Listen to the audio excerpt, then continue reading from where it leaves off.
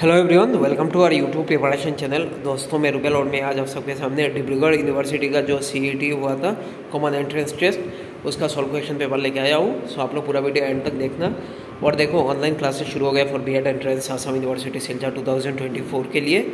सो इसको ज्वाइन करने के लिए आपको मंथली फीस ओनली 200 रुपीज़ पे करना होगा थ्रू यूपीआई यानी फ़ोनपे, जीपे या पेटीएम से 9101467653 इस नंबर पे करके इसका स्क्रीनशॉट मेरे व्हाट्सअप नंबर पे भेज देना। मेरा व्हाट्सअप नंबर है 9101467653 ताकि मैं आपको ग्रुप में ऐड कर सकूँ। So first question is question number 1, which of the following is a major habitat of state tree and state bird of Assam. और ये सब क्वेश्चन कह सकते आ सकता है BEd entrance Assam university Silchar 2024 के एंट्रेंस एग्जाम पे। सो आप लोग पूरा ध्यान से देखना। Option are Dibru Saikhowa, Manas national park, Kaziranga national park या Dihing Patkai national park. So इसका राइट आंसर होगा देखो ऑप्शन टी यानी Dihing Patkai national park. Question number 2, which of the following is not a classical dance form of India. सो नीचे दिया गया कौन सा ऑप्शन जो है वो क्लासिकल डांस फॉर्म का नहीं है। Option are Manipuri, Garba, Kathakali, Sattriya. इसका राइट आंसर होगा देखो ऑप्शन बी यानी गरबा। गरबा ये फोक डांस है और ये गुजरात का है, ये याद रखना। मणिपुरी तो मणिपुर का है। उसके बाद देखो सत्रिया आसाम का है, ये याद रखना। Question number 3, which of the following is or are UNESCO world heritage site in Assam. So नीचे दिया गया कौन सा ऑप्शन कह सकते हैं जो हमारे असम का वर्ल्ड हेरिटेज साइट यानी यूनेस्को के द्वारा घोषित किया गया था। ऑप्शन आर नंबर 1 देखो Kamakhya temple, Manas national park, Pobitora wildlife sanctuary या 1700 माजुली। कौन सा राइट आंसर होगा? इसका जो राइट आंसर है वो है ऑप्शन बी यानी मानस national park.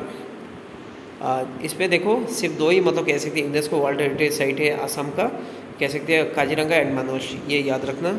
Question number 4, from which country did India assume G20 presidency on the 1 December 2022।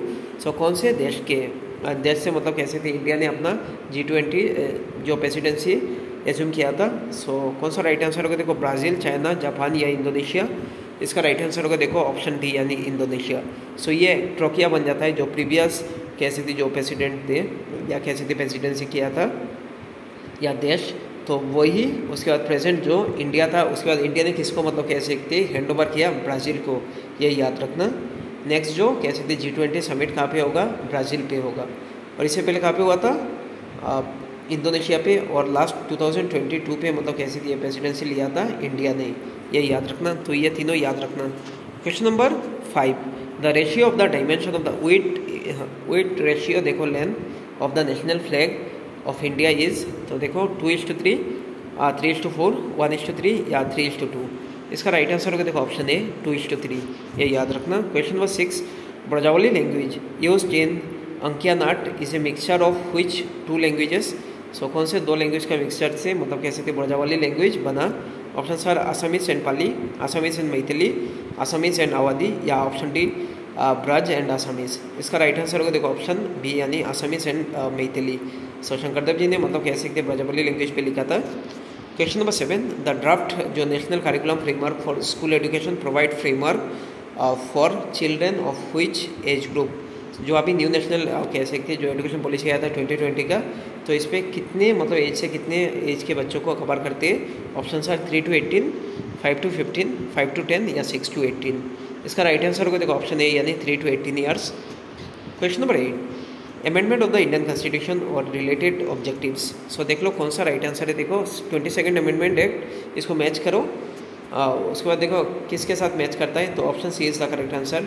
22nd amendment act provision for autonomous state within the state of Assam, ये 22 का है। उसके बाद 65th जो कॉन्स्टिट्यूशन अमेंडमेंट एक्ट है उस पर जो रिड्यूस किया गया था वोटिंग एज 21 to 18। उसके बाद 86 यह तो मतलब कह सकते हैं एजुकेशन से रिलेटेड है, provide right to education until the age for 14 यानी 6 to 14। सो ऑप्शन 4 देखो C4।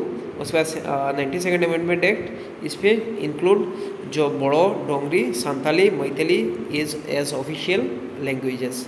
So option C is the correct answer. Question number 9, name of the book Alaknanda किसने लिखा, नलिनी बाला देवी, सही है। आगोरी आत्मार कहानी ये सैयद अब्दुल मलिक जी ने लिखा था। सो ये गलत है। देखो पिता पुत्रो हुमैन बोरगोई, ये सही है। नंबर 4 देखो अंधरात निजर मुख, ये नगन शेखिया जी ने लिखा था। सो देखो कौन सा राइट आंसर है। अच्छा, इस पे तो मतलब ऑप्शन गलत है, ठीक है। इसका राइट आंसर होगा देखो ऑप्शन 1 एंड 3, ठीक है। क्वेश्चन नंबर 10 जो कि आज का लास्ट क्वेश्चन है, name of the 5 Indian state as given below.